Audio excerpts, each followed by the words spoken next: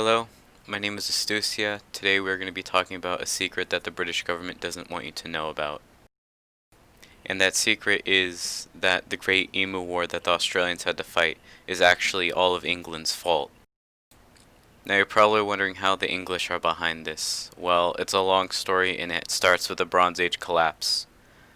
The ancient sea peoples that destroyed the ancient Mycenaeans, the Hittites, and the Assyrians, but were stopped by the Egyptians, but only barely.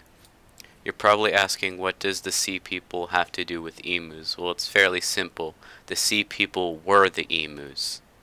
Now, what happened was the Egyptians, in order to stop them, they managed to bury the emus in a pit between the Sinai Peninsula and Egypt, the delta area on Egypt. Okay, now fast forward to 1859 when the British were building the Suez Canal.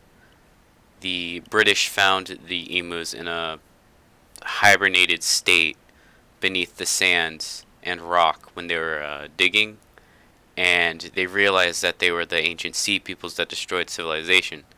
So they needed to get rid of these things.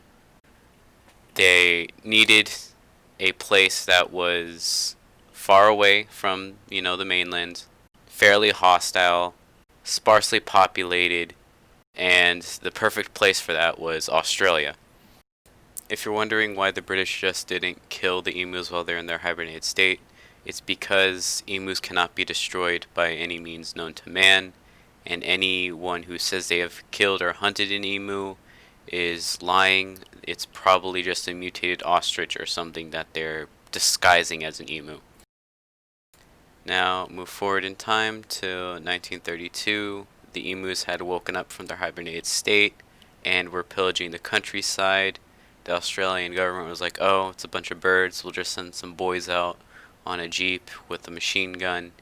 Be easy peasy. It was not easy peasy. There was actually a high amount of casualties amongst the Australians.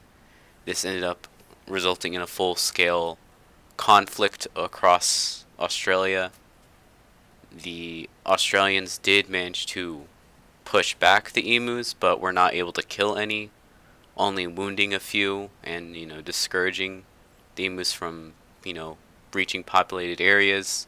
And to this day, the outback is controlled mostly by emus, and any tourists that go there aren't actually in the outback, they're just put inside a VR simulation so that way the Australian government can keep it under wraps in a vain attempt to keep their embarrassment of being beaten by a bunch of birds hidden from the general public, but everyone knows they got their asses handed to them by a bunch of birds.